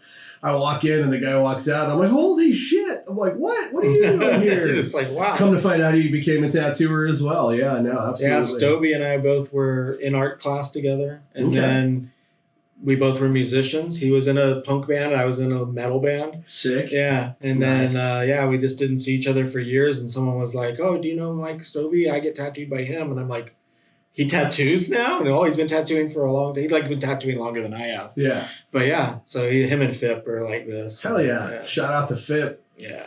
Another name, kids, if you're in the neighborhood or whatever, look that guy up. Yeah, what a legend. What an absolute legend of tattooing. Yeah. What a person who's given back as much as he's gotten from tattooing as well. Very kind by all accounts. Yeah. So, yeah, a real sweetheart, which from his generation is rare. Mm-hmm. Well, those dudes are kind of bitter and salty. Yeah, they don't want to share nothing. Nah, fuck you, kid. Exactly. Yeah. Crazy. Man, what a cool convention to have gone to. Yeah, looking back now, I kind of want to research it some more and find out. Right. What it was actually called and. Okay. Yeah. That was the first there weren't many back then. You know, National was huge. They did. I think Florida. They did occasionally. They did Reno. Reno was a big spot in the beginning. So, what was the first convention you went to? The first one I went to Shades of Blue in La Crosse, Wisconsin. It's this old organization. Wow. It's small. God, when I first went, you could still smoke in the building. Oh yeah. It was smoky as dude, fuck. I think you could smoke at this one. I remember you like even when I was in bands, like the first 3 years of playing and like bands, everybody smoky smoked. ass clubs, man. Yeah. Yep. Yeah, I used to breathe fire in most of my shows in the beginning. Yeah, you showed me a picture of that. Yeah, it's true. Yeah, I've seen the proof. If you're not smoking, you're setting the place on fire. Yeah, all right. Great white, once bitten, twice shy. Too soon? Too soon? I don't think so. I think that one's passed. Another band that starts shit on fire that I can't believe hasn't burned something down yet's Rammstein. I don't know if you've ever seen them live, but oh my fucking God. Did you ever see Gwar? Pyro? Oh yeah. Yeah, I used to love them. We'd run down to Tijuana to watch Gwar play. TJ? Yeah, we were like going down there when we were like 16, 18 to drink and shit. And we'd go down and see Gwar play. I used to watch them at First Avenue. I'll never forget. They were playing the main room one night, and I just kind of had enough. And I was like, I'm going to go over to the 7th Street entry because First Avenue has like 2 little venues. One's the main room, and then they have a little room. And then the side room was Garbage, performing their first ever show as a band. Cool. And I was like, well, these guys are kind of fucking cool. And it's kind of neat kind of going back and, 2 completely opposite things. But yeah. Very unique. But yeah, it was kind of funny. I'll never forget that Gwar was playing. You couldn't get out of Gwar, the arena or whatever, without getting covered in blood. That was the whole point. Yeah. You wear a white t-shirt, a plain white t-shirt, because it's getting They get people up in the rafters. They get people up on the top rows and shit. Oh, yeah. That was they had a good shtick. They had a very good shtick. It's funny, they're still around. I know the original lead singer's not with us anymore, but I know they're still kind of out there kicking us. Yeah, I'm trying to remember some of their names. They had the craziest names. Oh, it was like Kiss, but like more shocking. It was like Alice Cooper meets Kiss, kind of. Very performance. Yeah. I heard they all met in like college or something like that. They were all like college kids, so they're pretty smart, But that's like that T-shirt. I'm old enough to have seen all the cool bands. It's like I got to see so many cool shows. Right. So many like of my heroes. I just watched the Black Sabbath. The final. It's like so sad, man. But it had to, dude. I remember when I was like a teenager, and he was, we're doing one last tour. And then a year later, it's like, doing well, man. Sharon spent all the money. I gotta go back on tour. Right. Get back out there. He's been doing the last tour for like fucking 2 decades now, at least. Yeah. But yeah, no, dude, the fact that he's still alive after fucking snorting ants while piss and everything, dude, that guy. Yeah. Something else. So he walked it like he talked it, though. I was going to say, they broke the mold after that guy. Oh, yeah. Prince of Darkness. Yeah, Liquid Death just did a promotion with him where they did like 10 cans of tea or 5 cans of tea he drank out of. Oh, it's got his DNA. And they're sealed, so you can buy Ozzy's DNA. It's so fucking funny. I love those guys. Shout out to Liquid Death. You guys make awesome shit. Yeah, you need to sponsor this show. Woo, that'd be awesome. Sponsor the shop, man. I drink that shit like water. Anywho, yeah. I saw a kid the other day in the store.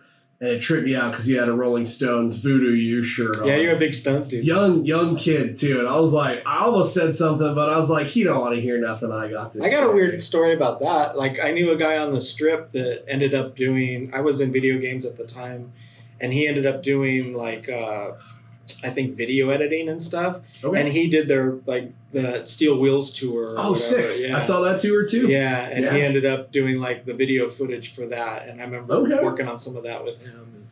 But yeah, it was weird. All these little like intertwining things, or like all the work I did for Kiss that kind of led from one thing to another. Yeah. Like I got approached by someone to do Spencer gifts. They were doing like, they had me design incense burners. I did a Kiss incense burner, and I did Cool. bookends. I did a clock. It was all sculpted. Nice. So it was rad because I would do a drawing, and then they would send it to China or something, and they'd sculpt your drawing, and do like full on, cool. and then they'd paint it. It looked bitchin'. I got a bunch of them at my house. Hell yeah! But so yeah, I did that, and then someone saw that and referred me, and then I forget what I did for them next. But then another guy approached me at Comic-Con, and he did collector pins. Okay. And he was going through my portfolio, and he saw all this Kiss stuff. Hell yeah. And he's like, "Oh, you know Kiss?" I go, "Yeah, I know Kiss." And he's like, "Oh, cool. I just signed a contract with Gene Simmons. I'm doing all their Hard Rock Cafe collector pins." Right. And I'm like, "Well, fucking put me in, coach." Yeah, and dude. so he's like, "Do you know much about them?" And I go, "I could tell you every fucking costume, minutia of every costume for every era." Right. And yeah, I know them like the back of my hand. So I was his guy, and I did all those pins. Crazy. So, yeah, that was fun. I did a bunch of like, I did Jimi Hendrix stuff for a while. For that. But Hard Rock Cafe was a pretty big client for a while. Oh, that's huge. Yeah. I mean, it was fun. That's a big deal, especially back, Yeah. When I was a kid, dude, in high school, everybody had a Hard Rock shirt. Oh, Orlando or Hong Kong. Oh, really? Okay. Oh, yeah. That was like cool shit, Like, oh, I've been somewhere. Well, I had no idea when I got into the whole thing what I was really getting into. I'm like, I didn't know there were this many locations. Oh, Like, they're everywhere. Japan had like 8 locations and shit. Yeah. And that was the Hard Rock thing. a big deal. So you do a Kiss pin, you had to do one for every city. Oh, wow. So there would literally be like 200 and something pins for every wave of the. Okay. Yeah, so that was cool. And that way, I learned so much about all the collectors, but every single city, would only get their pin. Oh, wow. And so now everybody's trying to like gotta trade. go. Yeah. Well, they're trading online, and that was the beginning of eBay and shit. Oh, yeah. Huge. Yeah.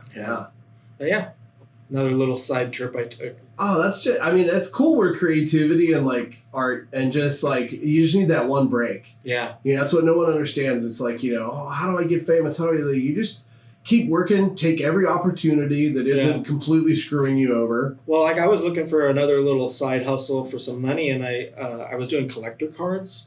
So they were doing like packs of like Marvel or DC collector cards. So I did a bunch of Batman ones. Okay. And they were literally like $5 a card. It was like shitty money. Yeah. But I was doing those, and enough people saw those that someone came to me and said, "Have you ever done sketch covers? These are like blank covers put on comic books. And if you do these, people will buy them." And I'm like, all right. So I did a bunch of those, and they were all just pencil in the beginning, and that turned into a whole other little career of mine. Mm-hmm. So I do pinup stuff all the time now, and a lot of them are full color and like, Definitely check them out. We'll put all the links to all your stuff. Cool. Yeah. And throughout the video, there'll be a thing as well. Yeah. Definitely. Everybody check this guy out. His artwork is pretty prolific. Yeah. He does a lot of cool stuff. I was going to say that, like, couple little sketch covers turned into, I've done thousands of them now. Yeah. It's nuts. Every time I come in, you're working on a new one.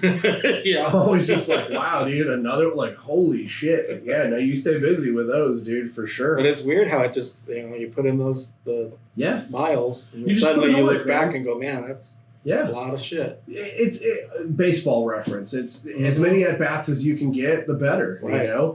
You're liable to have somebody see something and be like, oh, that resonates, or oh, I dig their vibe, or hey, come do this, and then that leads into something else, and eventually, you look back and you're like, holy crap, I've done, wow, like it's a volume of work. I've lived a lot of lives, and a lot of people would have been happy to do just one of the things I did on the way, right? Or like you said too, as an artist, you want to get good at a few things because sometimes you got to fall back on something else. Well, I mean, trends, especially nowadays more than ever, the TikTok generation, the attention span, the trends come and go so much faster. That's true. So staying with what's cool and like Labubu dolls are hot right now. Yeah, right. Let's just timestamp this with that, right? Right. We'll see how long they stay hot for, And now tattooing Labubu dolls is a thing. Big time. Yeah. We'll see in 10 years if people are laughing and going, I remember when that was cool 10 years ago. Well, remember the pixie dolls? Oh, yeah. Yeah, that was like a thing too, tattooing them. Yeah, and Hello Kitty. Yeah. And all that. Yeah. It comes and goes. You know, I mean, some cartoon characters last forever. The Looney Tunes. But I mean, tattooing the actual like. Cupid dolls. Cupid dolls. Yeah. Okay. Remember when people were into tattooing their Cupid dolls or whatever for your station? And, but like they're tattooing the Labubus, the actual faces. Yeah, because you get vinyl ones now. Yeah. Well, yeah, it's crazy.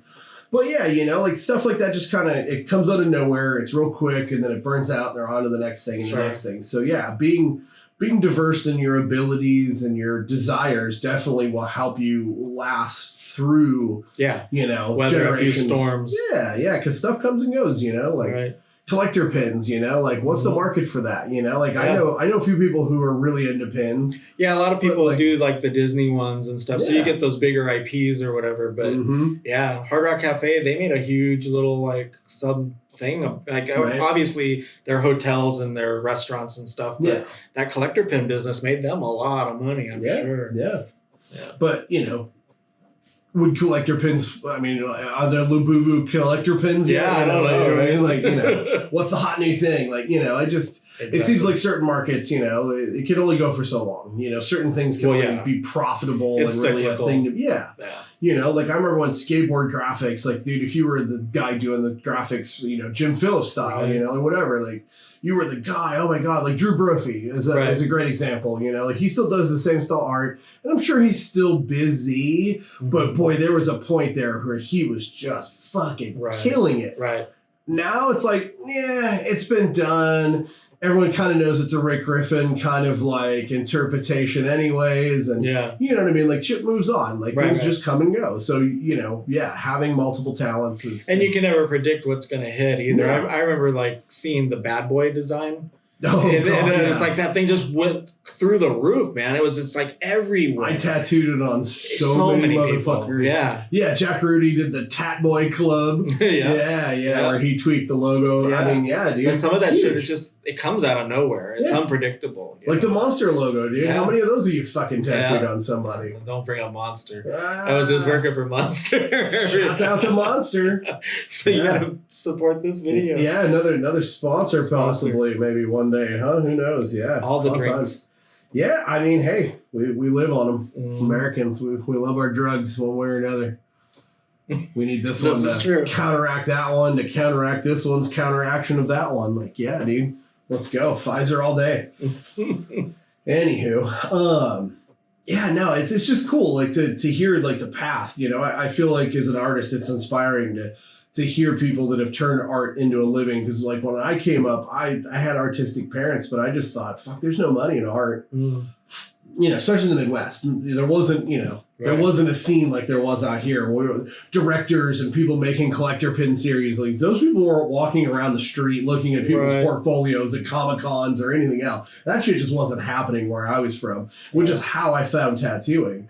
You know, as a place to land as an artist and go, well, I can be sort of artistic. I have a little bit of fun and freedom and still be able to pay my fucking bills. Because at the end of the day, I got to eat, right? You know, it's always a crapshoot whether I'm going to make it to rent or not each month, you know. But that's the thing. It's like I kind of just never look back either. Like it's kind of the whole rock and roll lifestyle. It's like I'm going to do this on my terms. It's what I want to be. It's what I want to do. And, you know, I had a really good friend and he was a great artist, but he just kind of didn't really, you know, stick with it, you know. And I think he came back to it later in life, you know. But, you know, along the way it was kind of like, you know, just kind of settling for I'm just going to do a 9 to 5, and I just could never do that. You know?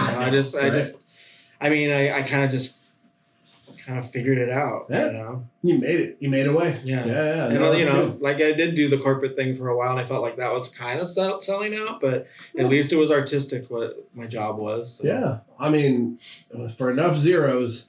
Well, I remember you remember being in a band. I was in a band too, and I mean, people always, I'm never selling out, and I'm like, bro, if they offered you Vanilla Ice money, you ain't never seen that many zeros after a number, bro. You would, I would imagine everybody has a price. Yeah. I was lucky to get out of that at a good time too, right? I watched a lot of people crash and burn too, for sure. But I got kind of to the top of the hill a little and Yeah. saw what was on the other side and was just like, yeah, not really gonna continue that. Right. But yeah. Well, it's cool that you have that experience, though. You know, I mean, like For sure. you can bring all these experiences together as an artist, and, and you know. Yeah, I know Yeah. that feeling was a good feeling, playing in front of people and playing on the strip and doing the whole thing. Yeah. It being on, like, I remember playing the Whiskey a Go Go and thinking, wow, Jim Morrison stood on this stage. Oh, yeah. And Led Zeppelin was on this stage. Right? Everyone. Yeah, Motley Crue. Everyone worth a shit back then, Crazy. up to that point, had been there. Yeah.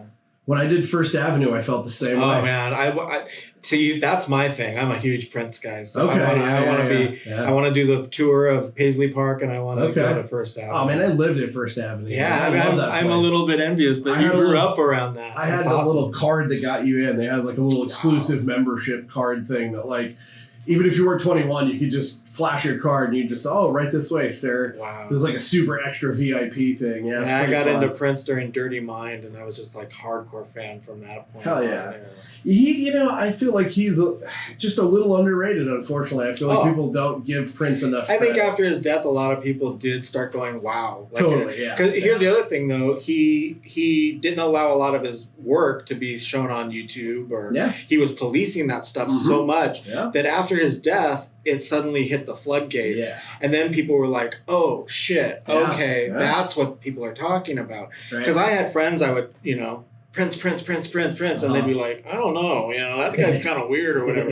But they didn't realize what I was, having been with that artist for all those years. I was collecting all the weird singles and, and it's just, is so prolific as an artist. Like, I think Chappelle brought him a little bit of shine. Too. Yeah, like, for the sure. Chappelle show definitely. Every little time he would step into some other, like, I think he was on, like, some other TV show once too, and it's like suddenly people would go, "Oh my God, Prince!" Or like they'd have these little Prince stories now about their all the silly stuff. Yeah, their brush with him. But that guy was, and he was short. I'm short, so it's like short dudes can get chicks. Short dudes are badass. Yeah, they can shred on guitar. I remember being a younger kid in the 80s and just every album cover, dude, it was like, Jesus Christ, what the, like, you can get away with that? Like, he's basically naked on the cover. Like, what the hell?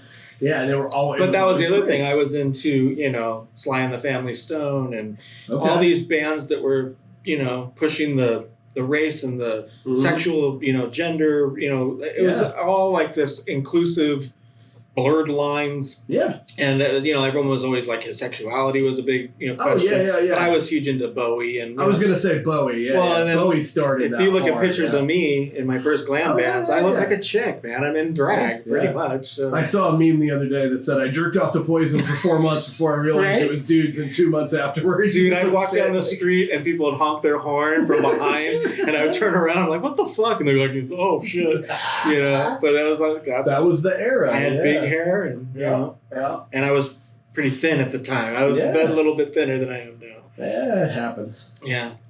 Means you live in the good life. No one's honking at my butt anymore. Yeah, well, you're not a starving artist anymore either. Yeah. We're not going to end there. We're not going to end on no one's honking at my butt. No. All right. No.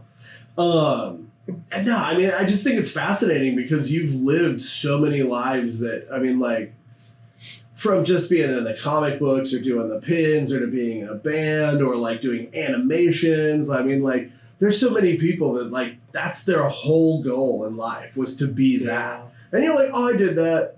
Oh, I did that. Oh, I did that. But I don't say it in that way. I know. I'm lucky to have done all those things. But it was kind of happenstance. It was really weird the way it all kind of happened. Well, but I appreciate that because I've kind of tried to do the same thing with my life. You know, like, I wanted to do this, so I just did it. I found a way. I kicked the door in or whatever, like. Well, you write too, and I write. I mean, writing's another aspect of my life. I've been a writer for a while. I started out doing poetry as a teenager with a lot of angst. Then lyrics in my bands, and now I'm doing like scripts and stories and stuff. But it's all creativity, right? It's all the same thing.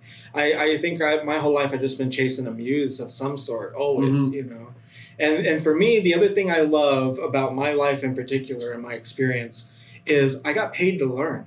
Yeah. Like now, if you want to get into video games, you got to go to college for video games. Yeah. I got fucking paid to learn because no one knew how to do the shit yet. It was so. And it was like, can you animate? Okay, well maybe you could do this. And I was going to all these little startups, and just like kind of, I would learn on the job. I learned to animate by doing it on the job. Right. And then, everything was fake it till you make it, Just kind of like old school tattooing. Yeah. It's like, can you sort of draw? Yeah. And you show up every day. I'm going to push you in the deep end. Yeah. Can you fucking tread water? How long can you tread water for? Exactly. And so I'm good at working through shit under pressure, kind of. Right. So yeah, it was cool. All those different careers, I would just kind of learn them as I went. Right. You can't do that as much anymore. I feel like I mean it's now, harder. But nowadays too, you could be a millionaire at 13 years old with a fucking app you created, or a YouTube channel. Yeah. So it's all relative. Like and subscribe, guys. Check out my next video. I'm gonna do this. I'm gonna do that. Like, totally. Yeah, no, it's just changed. It's evolving. Yeah. Where the focus and attention for people is at. Yeah. But it was just a good period to kind of go through all that. Yeah. Well, that's it. I mean, like, if you're familiar with Malcolm Gladwell, he talks about that in, I'm trying to remember the name of the book. I have it in my library. Anyways, Outliers, I think it's called. He talks about a lot of different things, like, first of all, one of the things I remember is hockey. Like, you have to be born in a certain time frame, like basically 1 month. Mm-hmm. And that month means that you get held back. Okay. So you are technically bigger than almost everybody else you're in grade with. Oh, I see. So you're a little older, you're a little more athletic. Right. And boom, that's where it starts. Huh. And almost everybody in the pros was born in this time frame. Really? Yeah. Oh, wow. It's consistent all the way through. And they just dominated the field because of their size and shit? Partially, yeah. Wow. Yeah. They just kind of have like a bit of a head start. Obviously, you can't be from somewhere where hockey isn't a thing. And I was going to say it's regional as well. Yeah, for sure. If you're born in Minnesota or Wisconsin or Quebec or someplace and you're born at that month, man, you're in it to win it, dude. Like if you like hockey, you're off to the races. How funny. But he also talks about like the computer revolution. Bill Gates, the guy who did Microsoft's Sun Systems.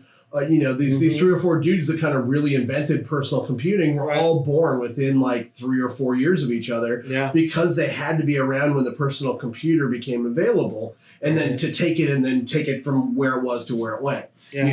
They kind of were born in the right time frame to capitalize on that. Well, that was something that happened to me as well, because I remember getting a computer at a pretty young age. Right. And like even in high school, I was one of the only artists doing like graphics on computer. Oh yeah. And printing them out with a dot matrix printer and shit, and they were putting them up like Lance's artwork and shit. Dot matrix printer. Yeah, it was There's nutty. Technology no one knows anymore. But then later when you get into like the early video games, you're literally doing like 16 pixel by 8 pixel people, and then all the frames of animation are just these blocks of color, Dude, I would do that for so long all day.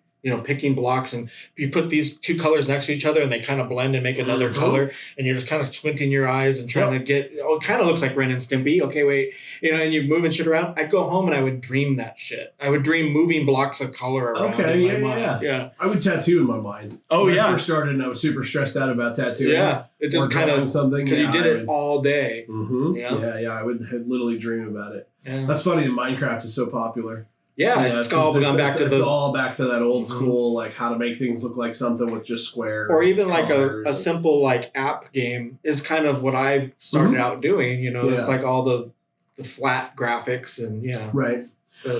Well, then to touch on the right time thing again, too, the other thing Gladwell talks about is like the people who helped bring in the Industrial Revolution. Oh, okay. The Carnegies, the Rockefellers, they were all born in a very specific 4-year, 3-year period to take advantage of all the new things that happened. Right. And that's kind of what it is. Like you can try all you want, but you might not be able to get in because you might have missed the boat.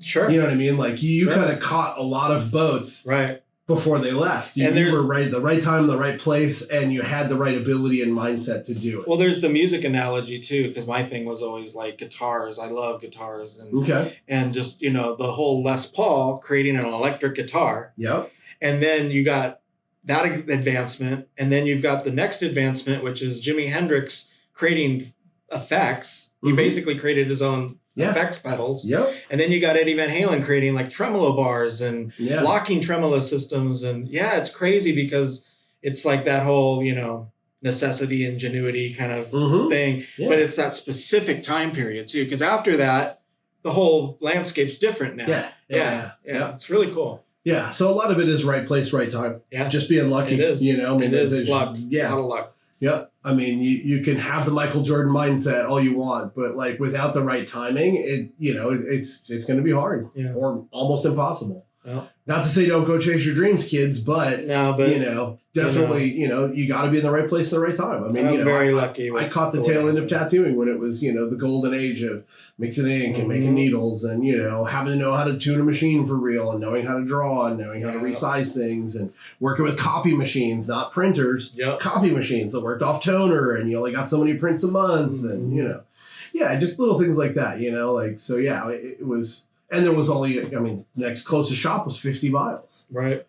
Dude, you can't go 50 feet nowadays in almost any city without hitting another tattoo shop. No. Or supply company or a piercing only shop or an eyebrow shop or, man, it's everywhere. So it's I wouldn't tell you not to get into tattooing now, but I would tell you it's going to be a lot harder, kid. Yeah. The golden age it of makes me wonder what the next evolution will be, though. Yeah, for sure. Oh, well, and that's, exactly. Because it will continue. And it's been with us since primitive times, so it's not going anywhere. They always like to say it's the second oldest profession, and I agree with Lyle. She had a tattoo. Yeah, prostitutes, sure. Yeah. Prostitution might be the oldest, you think, but I'm pretty sure she had a tattoo. Or two. Good one. But, Lyle was the best, man. I wish that guy was still around. I would have loved to have interviewed him for this channel. We had some really fun interactions. I only had a few with him, but, man, they were magic. Absolute magic. That guy was something special.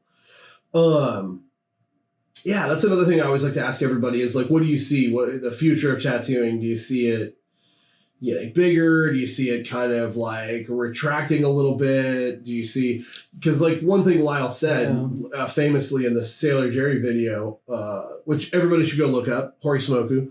It's on YouTube. I'm pretty sure it's free. I'm not sure if it should be or not, but whatever it is, it's there. Go check it out. It's a fun watch. Go learn some history, see about some old stuff. But Lyle brings up,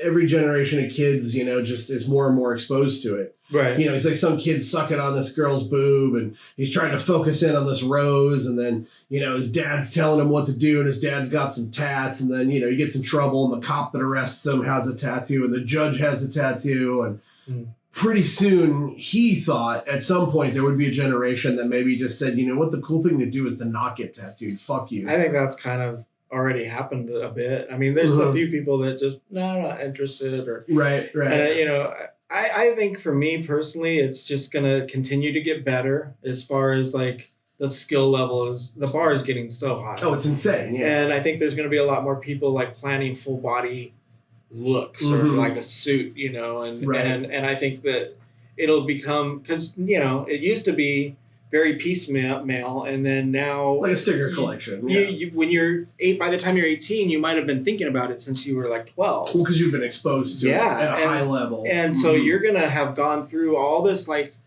top quality art that's available to look at. Yep. And when if you got the money and the time and the inclination, you're going to go get something that's very themed and like it'll be your whole body suit. Well, man, I hope it goes that way. I love doing that kind of stuff. I worked on a game too, or it was like a role-playing kind of card game, a digital one. Okay. And it was like a futurized thing, and they got into DNA splicing, and they were able to, instead of being tattooed, you would get DNA cheetah print put into your this arm would be zebra stripes. Right. I've heard people talk about the idea of in the future maybe like being able to just be whatever. So who knows? It could be. We just maybe can't even foresee it at this point. Right. Well, I know a lot of people are scared. AI is going to take your job, and I'm like, I don't really think so. Yeah. I think I'll be retired or dead by the time AI can like go around a forearm and like deal with like the curvature, the depth of the skin. There's a lot of other jobs AI is going to tackle before. Oh, for sure. There's way less money. But there's way more money in sex robots, than there is in, But don't get me started on sex robots. Hi, Matt. Yeah. I got a buddy that does the real dolls. Yeah, you kind of have rubbed elbows in a lot of circles with a lot of people. Rub more than elbows. Yay! No, you lived an extremely interesting life, and yeah, man, it's really cool, and I'm glad that we got to do an interview with you and document some of it for all times. And I love working with you guys at Captain Tattoo.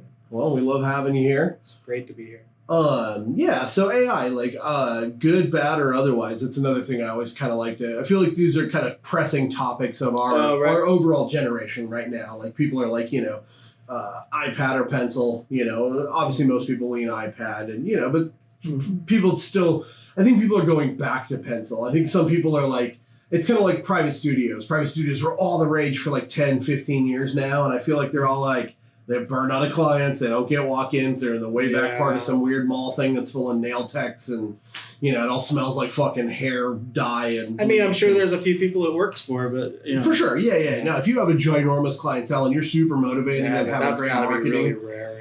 Yeah, and the iPad thing, I have an iPad. I love my iPad. Yeah, no, they're great. Yeah. And so it's a tool. It's another tool, and for me, everything's about how you use the tools, right? Yeah. It's like the old Joe Rogan joke of like a hammer can build a house or you can hit yourself in the dick with it. It's the same tool. It's how you use it, right? Sure. It's what you do with it. Sure. So yeah, no, but I feel like I like to kind of get people's perspective on some of these different like on AI. Kind of like just overall general topics of like, pen, paper, versus iPad, old school coil machines versus like I just tattooed somebody today right before this interview, and I don't think they've ever been tattooed with a coil before, and they're like, oh wow, and I'm like, it makes noise. Well, it felt different, and I'm like, the last tattoo I got was actually done with a rotary, sadly. But it felt so much different. I was like, the only other time I'd been tattooed by a rotary was Bugs. And he used a Neo Tatt, like one of those old boxes, like the old direct drive ones that like Bishop basically stole from them and kind of, said it was their own thing. But anyhow, that's a whole other subject. But Bugs was going 1,000 fucking miles an hour shading my tattoo with that thing. So it didn't feel any goddamn different. But when I got, a slightly lighter hand and I was just like, wow, no wonder why everyone prefers these things. They're quiet. Right. And it's the artist too. She's got a light hand. It feels almost like I'm just being lightly scratched, as opposed to like, oh my god, that's a hot razor just right through my skin. So yeah, I feel like there is kind of a thing with that right now. Right. There's I see it in the overall lexicon of tattooing of just the coil kids are digging in deeper and deeper, like fuck rotaries, and the rotary kids are like, oh, you guys are idiots and ha ha ha, and I'm probably just stuck in my comfort zone. That's my thing. I probably should try them. That's what I should probably do. There are direct drives, the ones that run in a circle. Those ones are really fun. I have one you can borrow. It's from a guy from Brazil, and once you learn it, it does amazing work. Like it doesn't do everything. Like that's the thing. Like to me, in my own personal opinion, I'm not speaking for anyone else out there. Don't get all mad in the comments and tell me how horrible I am. But they still try to say it lines like a coil. Every fucking rotary is like, it lines like a coil. I'm like, no, it fucking doesn't. It's not. As far as the way it looks or the way it feels? Physics. It's the actual physics of it. It's just two completely different delivery systems. Yeah. One is far superior for bold, fast, efficient, don't have to go back and fuck with it. If you know how to stretch the skin, depending on where you're tattooing, if it's a stomach, it doesn't matter how good your coil is. It's still hard to tattoo because that shit's stretchy as fuck. Yeah. But boy, with a rotary, it's not any goddamn easier. But what's funny is there's things that rotaries can do. Like a really tight 3, and you're trying to do a finger, just like a little dainty little, the new stuff that's, real popular. The micro tattoos. Boy, I tell you, that little rotary will do so much better of a job. I can see that. Because the coil just fucking pounds that thing, dude. It's like, it gets all up in there. It's like, where's the party, bro? Ink starts going everywhere. Well, that's the thing I was going to say is there's so many variables. That's the weird part about, like, the speed it's running at, the type of machine you're running. Yeah. It could be your needle. It The could quality be, of the needle. it could be The so many viscosity things. of the ink. And then the person's skin type. And Absolutely. it's like there's a million factors. And there's times when, like I've said, I feel like, oh, this is it. And then you find out, no, and you try something different. So, like I said, the first rotaries I tried, I liked them enough. They were all right. But I felt that thing where it wasn't putting it in as well. Yeah, yeah. But those were the early ones. Which is why I really like them for black and gray. Okay. Yeah. Soft black and gray. Dude, I don't even have to think. I almost don't even pay attention. I'm just like, it just, once you get the hand speed right, it does all the work for you. It's so easy. I think for like, they're probably better for whip shading and shit like that too. Kinda. I feel like a coil still kind of gives you a little more pepper, but they're dudes that can really get that super peppery and that's look. It's also the artist and their relationship with their machine. Like for sure. it becomes this like, I know what to expect when I do this. Yeah. And I know what speed I need this to be at for this machine. For this skin type, for this ink, for this style of work. It's so specific. Yeah. So I think it's almost like it's too hard a question to narrow down because it depends on what you're going for and what you're used to and what you like. Well, there's the variables are all, I mean, that's why I think machines and AI are never really going to get all that good at tattooing because the amount of variables it has to calculate. Right. Is, I mean, that's like you said, why you're so tired at the end of the day when you go home is you've been doing high level calculations. You've been plotting skin pores and needle pokes. And like, I mean, you know, it's a huge thing, you know. You're dealing with physics, and then you're dealing with the emotions of the client, and I mean, dude, by the end of the day, you're physically drained. Oh, you sit all day and draw on people. God, I used to hate it when people would tell me, "Oh, my job's fucking easy." Right. I'm like, dude, it's the hardest thing I've ever done. It's hard on your body too. Yeah. Especially the tattooing. When I'm drawing a commission, a pinup girl or something, I can walk away from it if I want to. Yeah. You know, or it's like not bleeding. Or it's not sometimes it's like, oh, they're coming through the door right now. I have to work right now. It's not up to me, you know. Yep. And so all that. But as far as AI goes, I don't know. The impact is going to be, it's something we can't predict, I think. It's going to be something that we haven't even really thought of yet. Well, I prefer to talk about it in just the art sense of things. It's going to put people out of work. And for sure. I think for me personally, I'm looking forward to, I've designed all these characters and I've come up with this concept.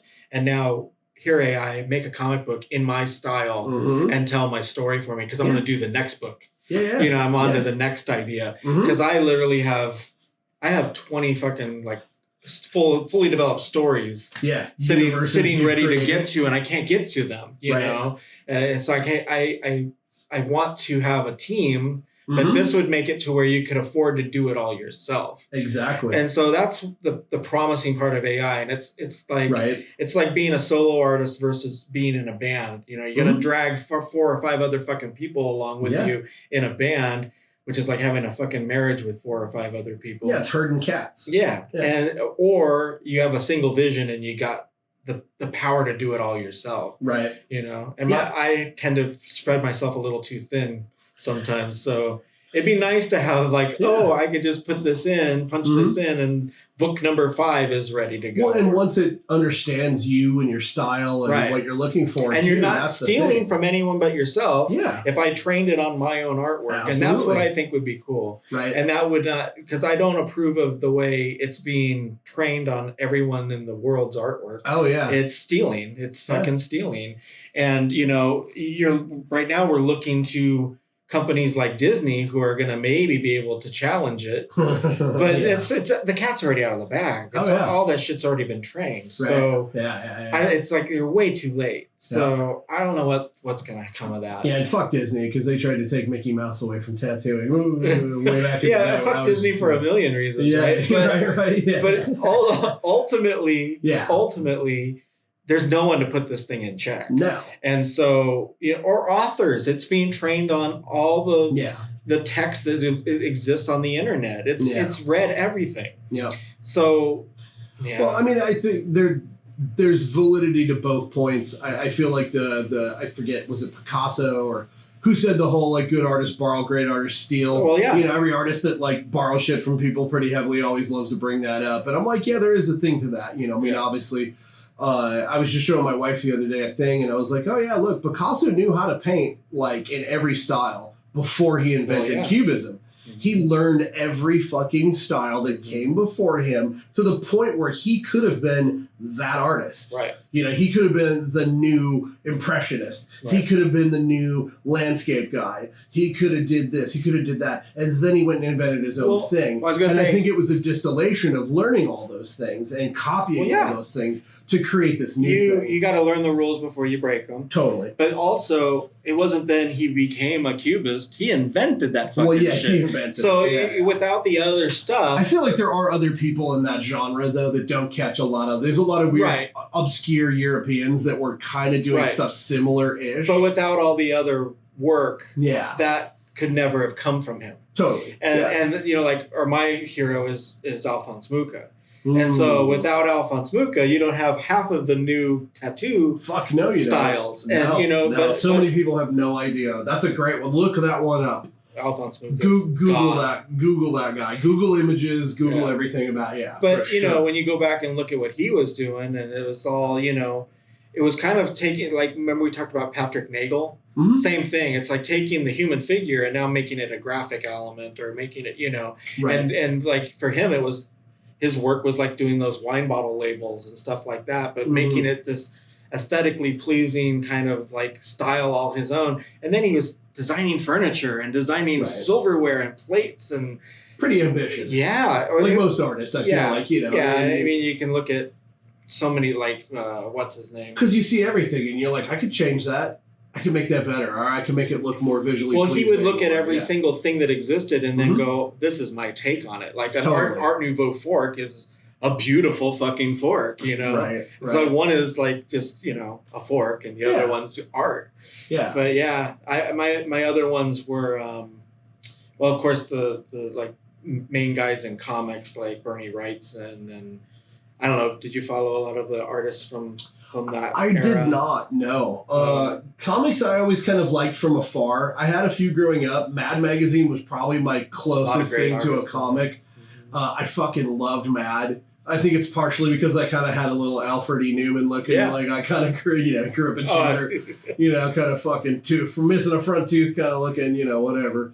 Yeah. I kind of always identified with the character. Yeah, I first started trying to do comic art because I think of Bernie Wrightson. He illustrated Frankenstein. There's like a whole Frankenstein's illustrated book, and it's all this hatching. It looks a lot like the wood etchings or the wood, you know, what was it? The Dante's Inferno stuff. Yeah, Dore. Yeah, Dore stuff's real. Yeah. And that stuff's so popular in tattooing now too. It's like everybody discovered all that. Yeah. Well, it does. It's hard. It comes from comics as well. Yeah. Like it was a great way to like cross hatching and using line weights and things like that to kind of create contrast without color. Because, like you said, it was cheaper to do everything in black and gray. It was new that they were printing things on print presses and stuff. Yeah. So yeah, that stuff's amazing. But yeah, I mean, all those artists, they had to like go through those steps of learning all these rules before they could like take it to this other level that no one had done before. Right. Yeah, so I mean, I don't feel like it's bad that AI is learning that stuff. I do feel bad because it can absolutely recreate someone's shit pretty much verbatim to the point where it's like, I created a, you know, insert your favorite artist. Yeah, draw this in Frazetta style. And, you know, it just regurgitates. That's the one thing I will say about it. It can't do something that hasn't already been done. I mean, it's drawing from something that exists previously, and we do that too. But we're filtering it through our own life experiences and everything. Yeah, so. Our own view of the world. Right. Yeah, and that's what makes art beautiful, right? Exactly. Well, that's what. That's the basis. That's the heart of art. Yeah, the heart of art. Putting the art in heart. Yeah. Anywho, yeah. I mean, I feel like. It's unfortunate that it's digital because it can go away real quick. The power grid can go down. But I do feel like absorbing everything that's available right now and kind of like condensing it. It's almost like an Alexandria's library of art in a way. Yeah. I feel like if you use it right, it can be a very amazing tool. Yeah, no, For I sure. agree. For sure. And I think it will be used in amazing ways. It's like any tool. You could, you know, you could use something that you're going to build something beautiful with, or you can turn it into a fucking weapon, right? So, yeah. Well, outside of art, AI is pretty sketchy. It might be our overlord soon. It might be President AI and Overlord AI, and AI might just decide one day it's done with us. And, fucking Skynet. Yeah. Might not even have to use robots, you know? Right. It's like, robots is so... It'll just kill our power grid and fucking poison our water or something. Yeah, exactly. Yeah, once it has access to everything, which it may already have... Yeah. God only knows, because it's certainly. If you're watching this and you're living in the apocalypse, you know. We fucking told you. Yeah, it was kind of cool before. It was awesome before. Right before it went south and disliked you. Yeah, no, it was great. It was an awesome tool. It helped a lot of things. But yeah. Well, life was kind of cool before too. Oh yeah, no, life was great. Dude, I mean, you remember life before the internet, before Google, before a computer. That's the other thing. It's being able to have experienced all these different, like walking around without a fucking cell phone in your pocket. Yeah. You know, being a kid that didn't, you know, I'll be home later, Mom. And you just came home when the street lights came on. Yeah. Your parents didn't know where you were. They couldn't fucking look on the map at your GPS ping. And I wasn't near a landline. You weren't fucking being able to reach me. You know? And even then. Well, yeah, I'm not answering the phone. I remember answering machines coming into being a huge deal. So fucking weird, man. Yep. All that stuff. I remember the VCR, all that shit. Yep. Yeah. Dating myself. Well, it's like the Malcolm Gladwell thing, you know? It's like being in the right place at the right time, you know? Like we caught the tail end of that. You know, we're one of the last generations that's going to remember any of that. Right.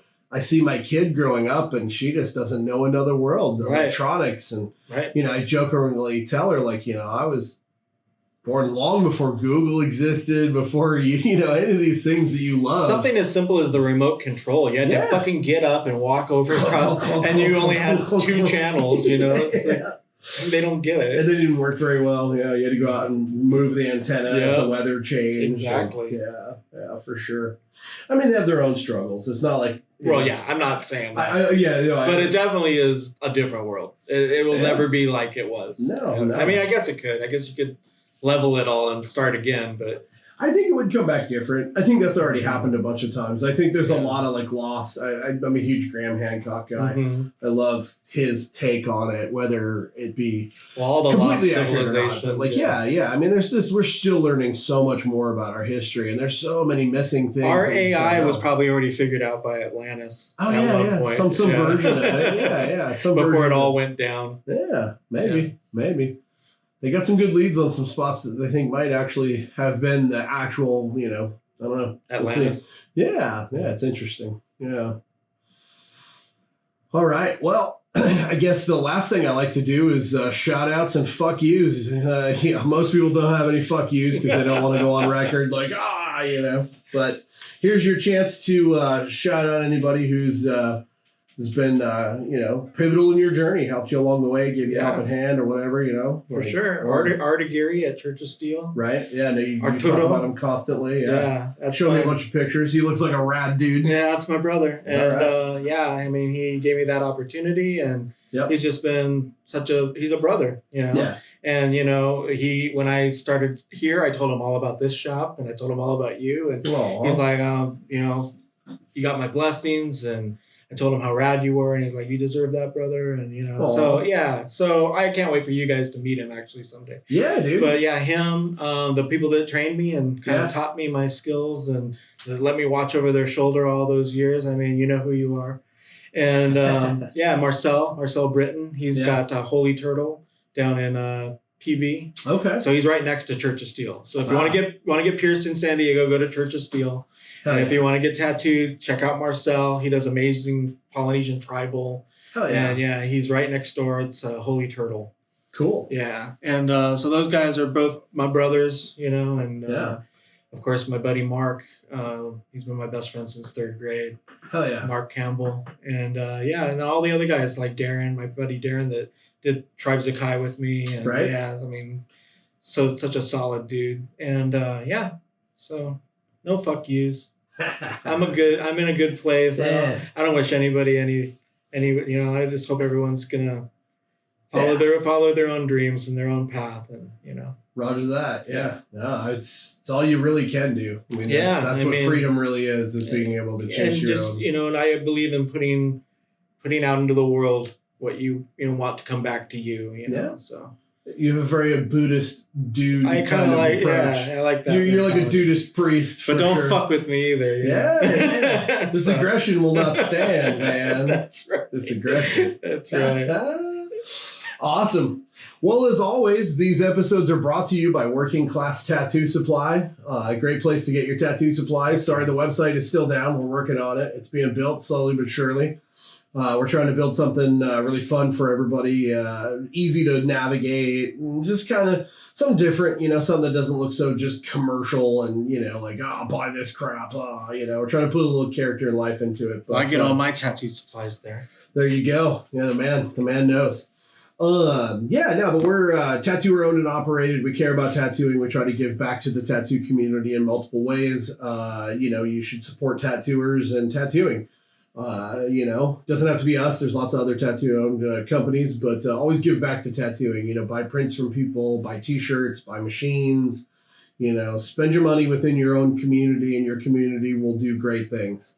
That's right. And that's what Working Class is all about, and that's why these videos are being made. Preserve the history and create a little time capsule for people to look back on maybe in 5, 10, 15, 20 years, when maybe all of us aren't working so much anymore or aren't even here or, right.